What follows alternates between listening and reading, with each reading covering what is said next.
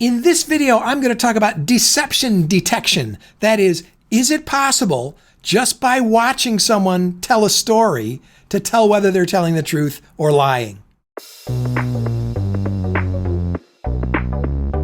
Hi everybody, this is Bruce Lambert from HowCommunicationWorks.com. This is a channel where I teach you about communication skills so you can improve your relationships, succeed at work, be more confident, and lead a more fulfilling life.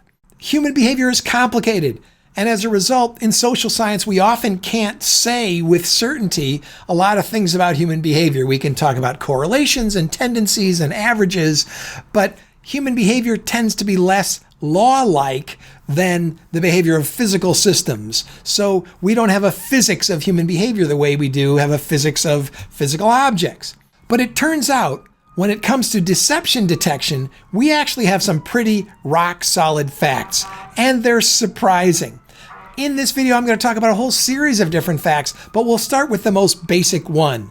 Can you, just by observing someone, tell whether they're lying? And the answer is, drum roll please, no. Repeated studies have shown that you cannot tell whether someone is lying just by watching them and listening to them, just by observing their demeanor. Their demeanor has to do with their kind of overall verbal and nonverbal behavior. If you show people videotapes of people lying and telling the truth, and then ask them to decide whether the person was lying or telling the truth, they're no better than a coin flip. They're no better than chance. Actually, technically, they're a tiny little bit better than chance. But the only reason they're a little bit better than chance is that some people are terrible liars, and basically everyone can tell that they're lying.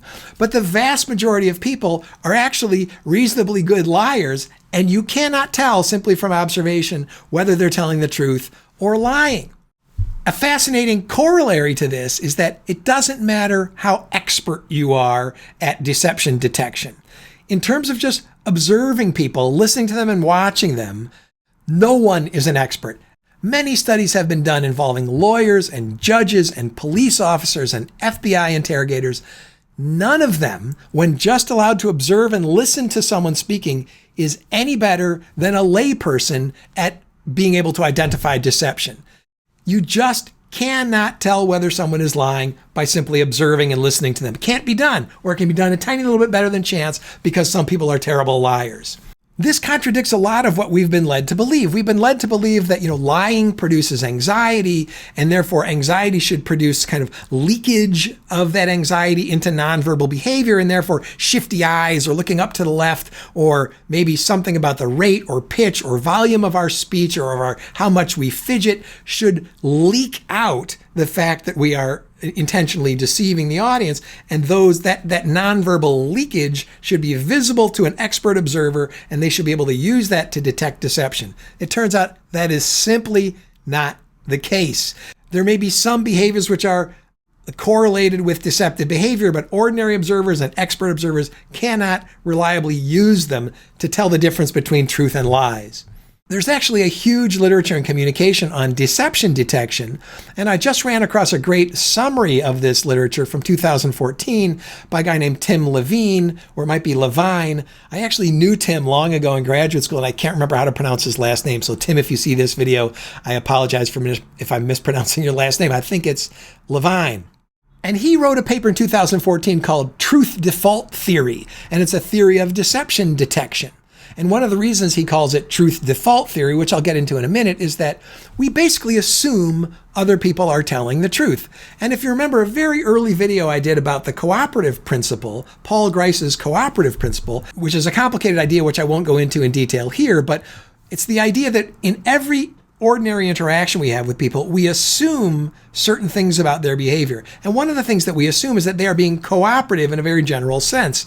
And one of the first pillars of this assumed cooperativeness is that we assume by default that under ordinary circumstances, people are telling us the truth.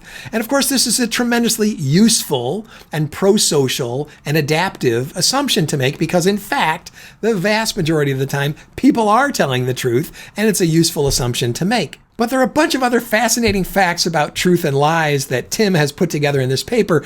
There's a bunch of other fascinating facts about truth and lies that Tim has put together in this review paper. and I want to talk about several of them because I think they're just so interesting. I will link to the paper itself down in the description. Now, the things I'm going to list are what Tim Levine calls the modules of his truth default theory. They're basically the kind of basic principles or postulates or basic facts about truth and deception in human communication. And there's, I don't know, more. There's 13 of them. And I'm only going to talk about fewer than 13. I'm not sure how many, but we'll see. There's 13 of these distinct modules, and I'm going to talk about a few of them. The first is what he calls the few prolific liars module. And this is, if you ask people in self-report to report how many lies they've told in the past 24 hours or in the past week or something like that, it's a little bit ironic, but people will be somewhat truthful about how many lies they've told in the past day or week. And studies like this, surveys like this have been done in the United States and in Europe and elsewhere around the world. And there's a very consistent finding. And that finding is the vast majority of people rarely lie. And most lies are told by a tiny number of people who sort of lie all the time. And this is the few prolific liars module of this theory. Next, people have the same motive for lying as they do for telling the truth, and that is to achieve their goals. Communication is strategic most of the time. When we're communicating, we're trying to achieve some sort of goal, and people tell the truth when that suits their purposes, and they lie when that suits their purposes. They have a strong preference for telling the truth, but when they do lie, they have the same motives for when they're telling the truth. They are trying to achieve some strategic goal in communication. There's another module of this theory that Tim calls the veracity effect.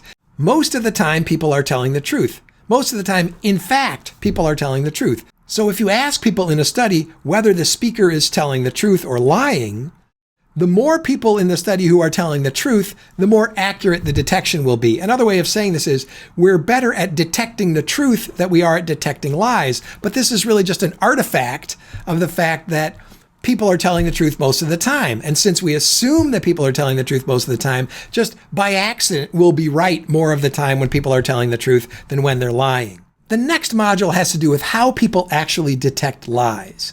The vast majority of research on deception detection, especially up until the last 5 years or so, asked people to view videotapes and then make a judgment about whether the person on the videotape was telling the truth or lying. But this is not actually how lies are detected in real life. In real life, lies are not normally detected by observing the speaker.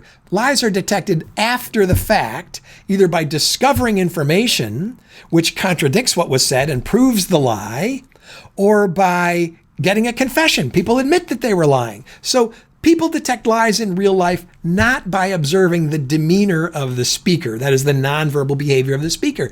People detect lies in real life either by confessions by the liar or by discovering evidence which reveals the lie. The next module worth noting is what Tim calls sender honest demeanor, which is kind of an obscure way of talking about the fact that some people are really believable in their nonverbal behavior and their verbal behavior, that is in their demeanor.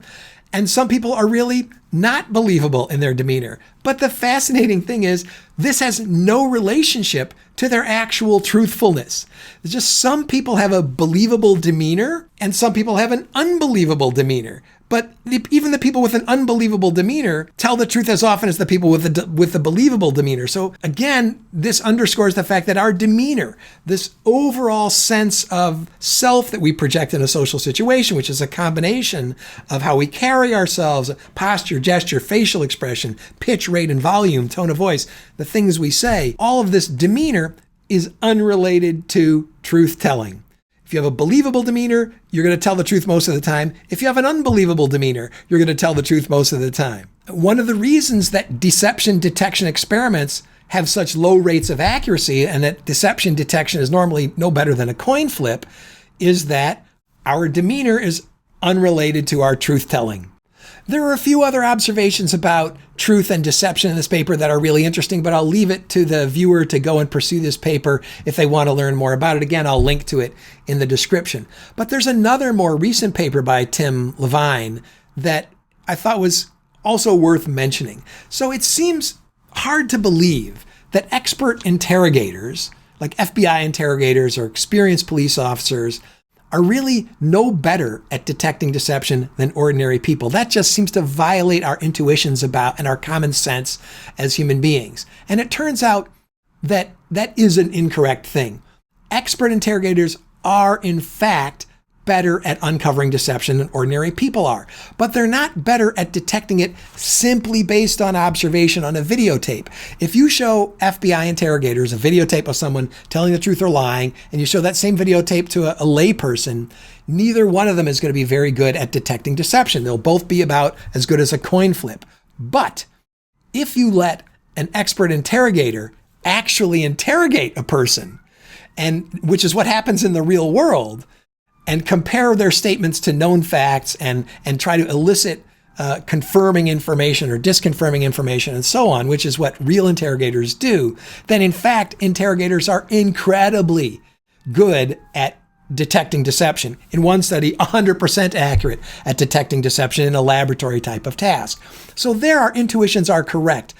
Experts like interrogators really are better at detecting deception, but not by simple observation. What experts are really good at is interrogation. That's a skill, and the ability to compare statements to known facts and to elicit statements that allow you to, that are diagnostic of whether people are telling the truth or not, because they either correspond or don't correspond to known facts about the situation.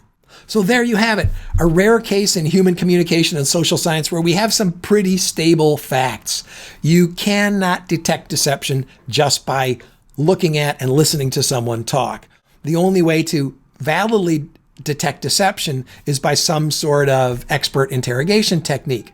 If you found this video to be useful, please give it a like. If you like this kind of content, please subscribe to our channel and hit that notification icon so YouTube will notify you next time we upload a video. Go on over to howcommunicationworks.com and sign up for our mailing list. We'll send you an ebook about empathy, which we think you'll find to be useful. Thanks so much for watching today. We'll see you next time.